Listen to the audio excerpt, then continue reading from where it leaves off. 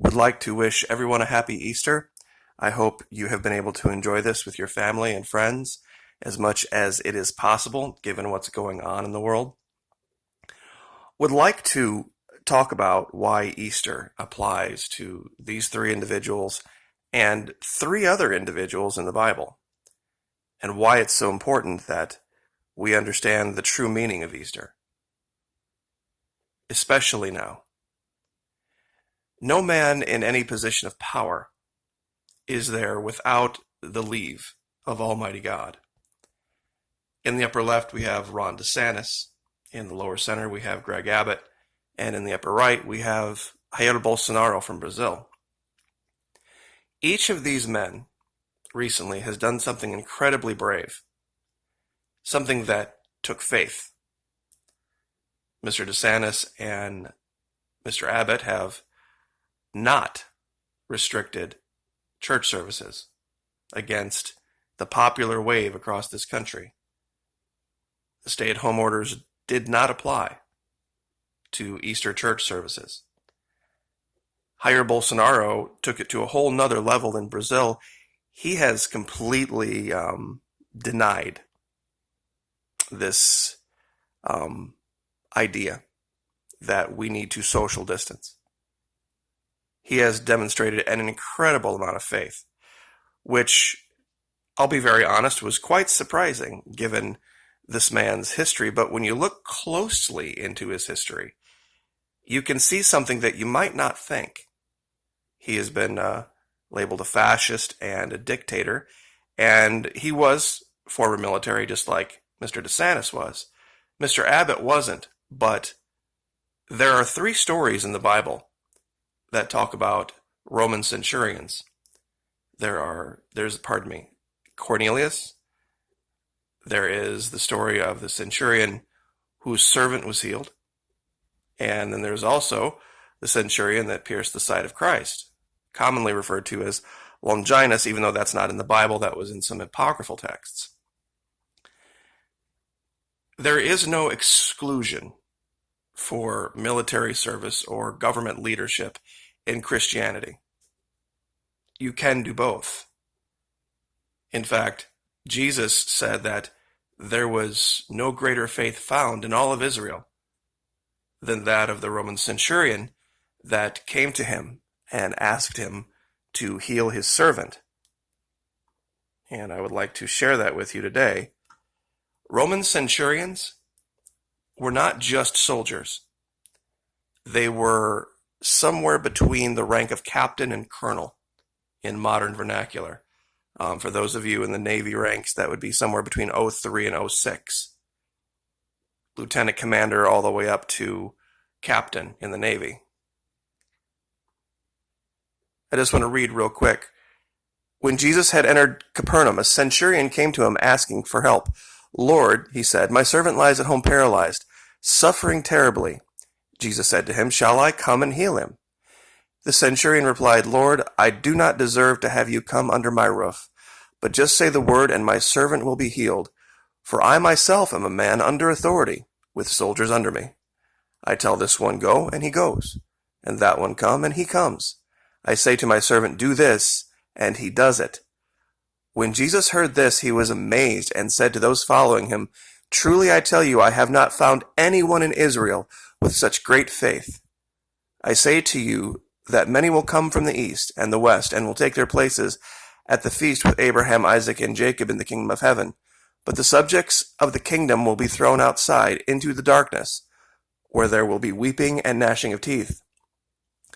Then Jesus said to the centurion, "Go, let it be done just as you believed it would." And his servant was healed at that moment. Now, this was a Roman centurion. This was a man that could have ordered men to go seize Jesus and bring him there. This is how powerful this man was. No one would make the allegation that the Roman Empire was the source of goodness and light in the region, so to speak. Yet this servant, which all soldiers are, at their root they are servants, had such great faith that he didn't even think Jesus' presence was needed for his servant to be healed. Which is really incredible at the time, if you think about it. He did something that probably went against just about every tenet of healing and faith and religiosity at the time. So, Ron DeSantis, by the way, the governor of Florida, was a legal advisor to SEAL teams in Iraq so that detainees got proper and safe treatment. You see, there was a time when there wasn't this idea of thank you for your service, let's shake hands and let's honor the military. It goes way back to the very early days of the war.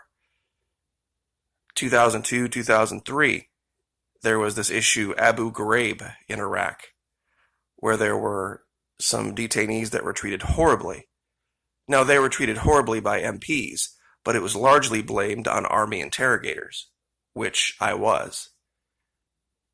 Many years ago, not in Iraq, just to be very clear. So, telling somebody, you were an Army interrogator wasn't something that got you all of the glowing praise and thanks. And we see this a lot now with people wanting to denigrate the military, wanting to say you can't be a Christian, you can't be in the military. All have fallen short and have need of salvation. That's what the cross is all about. That's why Jesus died on the cross. Anyone following him, he said, you will need to be willing to hate your husbands, hate your wives, hate your mothers, your fathers, your children, your brothers, your sisters, for my cause, and willing to be hated for it and carry your own cross. So when we see men like Jair Bolsonaro, and we see leaders like Ron DeSantis or Greg Abbott, and we try to nitpick and we try to find the things about them that we disagree with. Just remember, we all are carrying our own cross. Greg Abbott's in a wheelchair, has been since he was 26. Yet he became the governor of Texas. And kudos to the people of Texas, by the way. He made an incredibly good choice with that individual. I'm sure some of you are out there like, wait a minute, McKee, didn't you disagree with Jair Bolsonaro at one time?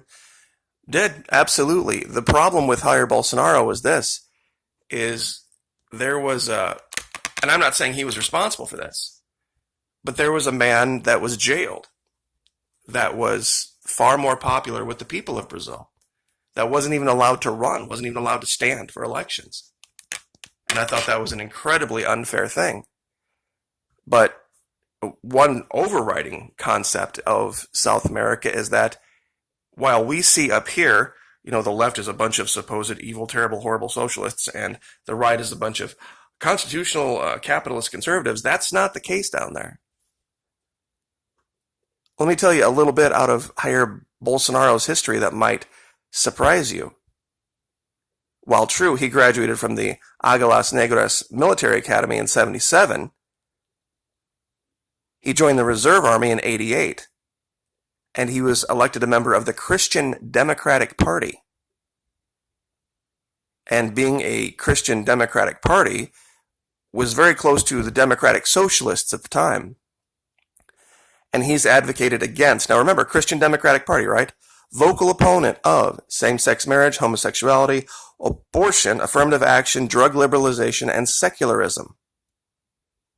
Now, you would think, wait a minute, how could that be a democratic value? Well, like I've said, down there they have very different ways of labeling things.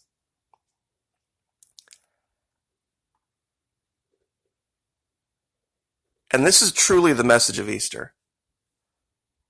But now the righteousness of God apart from the law is revealed, being witnessed by the law and the prophets, even the righteousness of God through faith in Jesus Christ to all and on all who believe. For there is no difference, for all have sinned and fallen short of the glory of God, being justified freely by his grace through the redemption that is in Jesus Christ, whom God set forth as a propitiation by his blood, through faith to demonstrate his righteousness.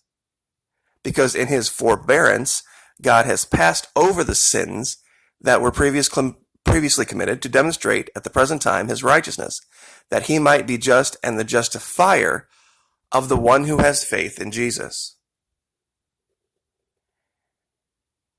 And it is my belief that each of these three men have that level of faith.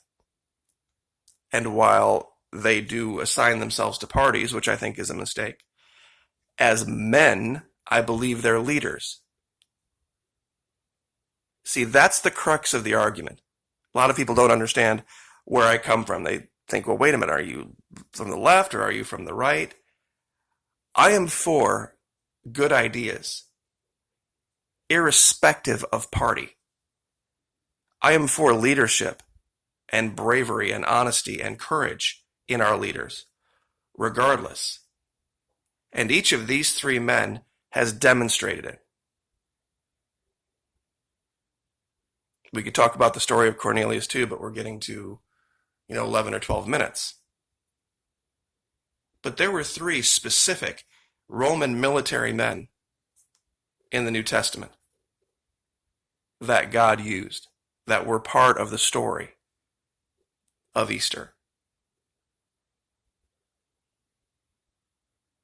And before we make or pass judgment on people, perhaps we should look back and understand that God can use anyone in any position at any time to further his aims and further his goals. I chose the two pictures of Florida and Texas because it shows the counties. It shows how diverse each of those states is and how diverse your state is. We don't need parties. We don't need top-down leadership. We don't need one single man in Washington, D.C. making dictates for the entire country.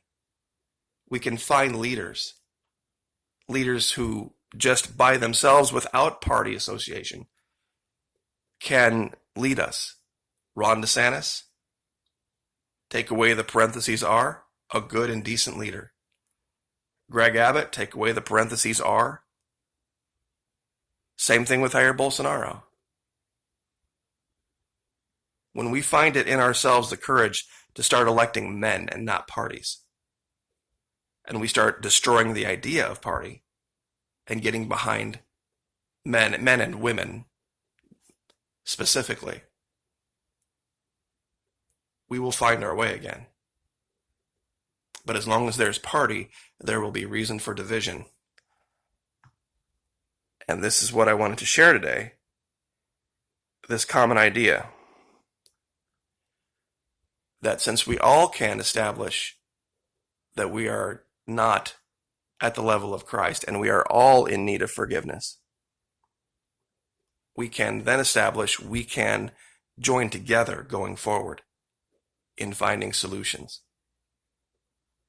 So happy Easter, God bless, and I'll see you next time. Thank you. Like, share, subscribe.